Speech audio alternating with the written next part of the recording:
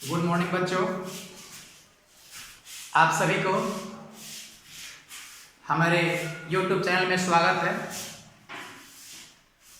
और आज इस YouTube चैनल के माध्यम से कुछ पठन पाठन करने का मौका मिला है। सबसे पहले मैं अपना परिचय दे दूं। मैं Vijendra sir IIT horizon classes के माध्यम से फिजिक्स का टीचर के रूप में आप सभी के बीच उपस्थित हुआ हूं। तो बच्चों, आप सभी जानते हैं आज हमारा भारत देश एक वैश्विक महामारी से जूझ रहा है। इस महामारी के दौरान सभी जितने भी बच्चे हैं, स्टूडेंट्स हैं, टीचर्स हैं, जितने भी नागरिक हैं, भारतीय देश विदेश जितने भी लोग हैं, नेता अभिनेता, वे सभी अपने अपने घरों में कैद हैं।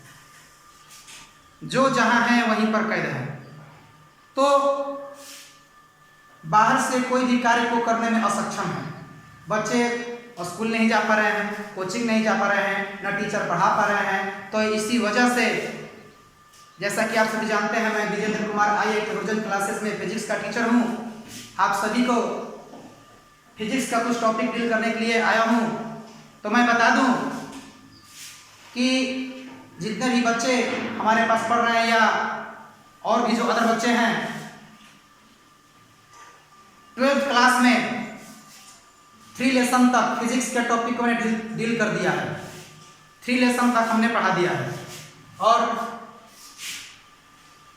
चौथा लेसन आज हम पढ़ाने जा रहे हैं, शुरू कर रहे हैं। लॉकडाउन की स्थिति को देखते हुए ये कब तक चलेगा, कब तक नहीं चलेगा, कोई जानता नहीं है इसके बारे में। मैं आपको एक संदेश देना चाहूंगा कि गिरकर उठना, उठकर गिरना, यही रीत संसार का, और कर्मवीर को फर्क न पड़ता कभी जीत और हार का। तो बच्चों, कभी डरिए मत, कभी हारिए मत, आगे बढ़ते चलिए। तो चौथा चैप्टर में, फिजिक्स का चौथा चैप्टर में, ये जो कि लाइट का चौथा चैप्टर है, आपका स्वागत है। लाइट में जो चौथा चैप्टर है, जिस चैप्टर का नाम है प्रिज्म, प्रकाश का वर्ण विक्षेपण। प्रिज्म, प्रकाश का वर्ण विक्षेपण, जिसमें प्रिज्म के बारे में आपको जानना है, प्रकाश का वर्ण विक्षेपण क्या होता है उसके बारे में जानना है। आप सभी 10 क्लास में इस टॉपिक के बारे में कुछ ना कुछ पढ़े हैं, कुछ ना कुछ जानते हैं। आज थोड़ा डिटेल से इसको पढ़ेंगे। फिलहाल में आज इस पर डेमो देंगे। इसके बाद जो नेक्स्ट क्लास होगा उसमें अदर बातें बताई जाएंगी। आज मैं आपको यह डील करूंगा कि प्रिज्म क्या होता है, प्रकाश का वर्ण विक्षेपण क्या है। तो बच्चों, प्रिज्म किसे कहते हैं? बोर्ड पर मैंने सारी जो तथ्य है उन्हें लिख दिए हैं। प्रिज्म का डेफिनेशन होता है, परिभाषा होता है कि 3 सतहों से घिरा हुआ वह पारदर्शी माध्यम। 3 सतहों से घिरा हुआ वह पारदर्शी माध्यम जिसका कोई भी 2 फलक आपस में समानांतर न हो, उसे प्रिज्म कहते हैं। वह प्रिज्म कहलाता है। यह देखिए, आपको प्रिज्म का चित्र बना दिए हैं। इसमें कोई भी 2 फलक आपस में समानांतर नहीं है। इसके 2 पृष्ठों के उभयनिष्ठ रेखा को अपवर्तक कोण कहते हैं, जिसे A से सूचित किया जाता है। ये बच्चों, आप सभी के समक्ष ये बोर्ड पर ये प्रिज्म रहा, और प्रिज्म में कोई भी 2 फलक इसका आपस में समानांतर नहीं है। और इसका जो यहाँ पर उभयनिष्ठ बिंदु है, ये जो रेखा यहाँ पर एक कोण बना, जिसे हम अपवर्तक और रिफ्रैक्टिंग एंगल के नाम से जानते हैं। यानी प्रिज्म का परिभाषा हुआ कि 3 सतहों से घिरा हुआ वह पारदर्शी माध्यम जिसका कोई 2 फलक आपस में समानांतर न हो, उसे प्रिज्म कहते हैं। प्रिज्म में एक कोण होता है जिसे हम अपवर्तक कोण के नाम से जानते हैं। तो इसके 2 पृष्ठों के उभयनिष्ठ रेखा को अपवर्तक कोण कहते हैं, जिसे A से सूचित किया जाता है। बच्चों, ये सभी बातें आपने 10 क्लास में पढ़ी होगी, कोई नई बातें नहीं है। लेकिन चैप्टर को शुरू करना था तो ये बातें बताना बहुत जरूरी है, क्योंकि आगे चलकर इससे संबंधित कुछ बातें मिलेंगी जो नहीं बताने पर आपको प्रॉब्लम क्रिएट करेगी। तो बच्चों, प्रकाश का वर्ण विक्षेपण, diffusion of light distribution of light में इसका डेफिनेशन होता है, जब कोई श्वेत प्रकाश किसी प्रिज्म पर पड़ता है तो प्रिज्म पर पड़ने के बाद प्रकाश का अपवर्तन का घटना घटता है।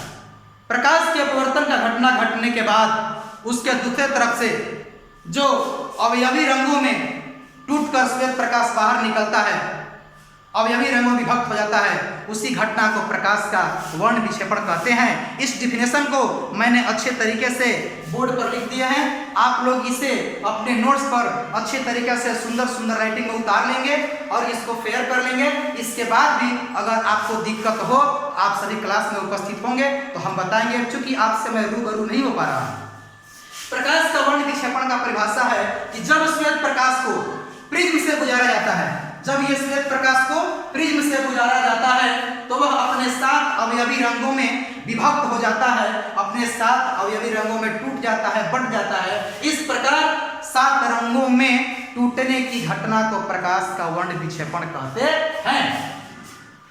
श्वेत प्रकाश में उपस्थित 7 रंग होते हैं। इन 7 रंगों में जो लाल रंग होता है, उस लाल रंग का तरंगदैर्घ्य सबसे अधिक होता है और बैंगनी रंग का तरंगदैर्घ्य सबसे कम होता है। लाल रंग का तरंगदैर्घ्य सबसे अधिक और बैंगनी रंग का तरंगदैर्घ्य सबसे कम होता है। कुछ और बातें इसमें जानना है, ऐसा क्यों होता है? ये देखिए, मैंने चित्र के द्वारा दर्शाया बोर्ड पर।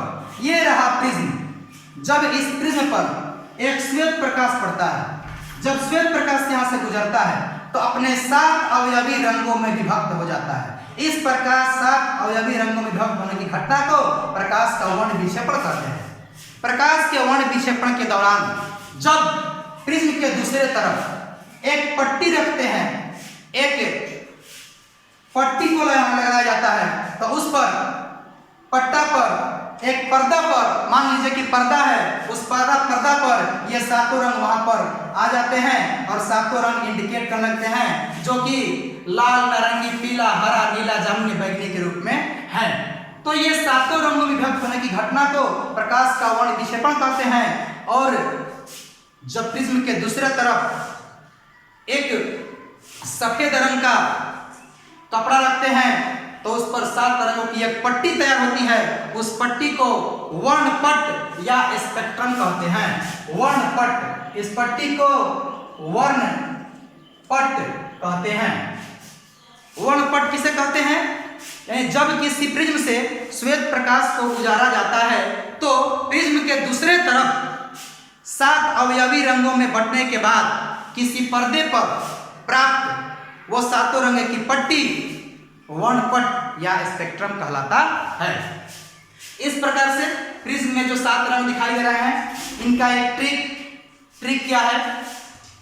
बैजानी नाला, बैजानी नाला इंग्लिश में बोलते हैं विबग्योर। ये देखिए, जब श्वेत प्रकाश प्रिज्म से जब गुजरा तो 7 रंग बटा, ऊपर में लाल, उसके नीचे नारंगी, उसके नीचे पीला, उसके नीचे हरा, उसके नीचे नीला, उसके नीचे जामुनी, उसके नीचे बैंगनी। इस प्रकार से ये 7 रंगों में बट गया।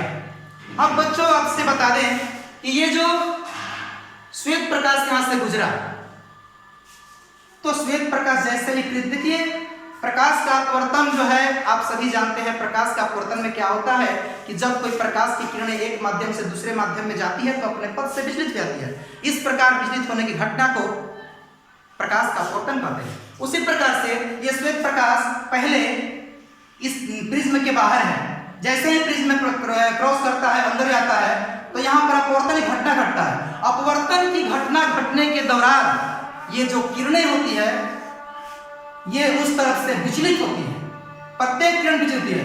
इस प्रकार से ये श्वेत प्रकाश जो है 7 रंगों में बटी। यहाँ पर ये विचलन कोण बना। विचलन कोण का परिभाषा होता है कि जब आपतित किरण को आगे बढ़ाया जाता है तो निर्गत किरण के साथ जो कोण बनती है उस कोण को विचलन कोण कहते हैं, जिसे डेल्टा से सूचित किया जाता है। या दूसरे शब्दों में इसे कह सकते हैं कि आपतित किरण और निर्गत किरण के बीच बने कोण को विचलन कोण कहते हैं। तो बच्चों, आज के क्लास में यह जो टॉपिक था इंट्रोडक्शन टाइप का टॉपिक था, क्योंकि 10 क्लास में आपने ये सारी बातें पढ़ी हैं। जो कि 12th क्लास में पढ़ना है, इसलिए मैंने आज इसको केवल इंट्रोडक्शन दिया, जानकारी दिया। अभी आगे हम लोग 12th क्लास का टॉपिक डील करेंगे, लेकिन इसको पढ़ना है इसलिए इसको बताना भी जरूरी है। तो प्रिज्म का परिभाषा जो है आप लोग अच्छे तरीके से लिख लेंगे।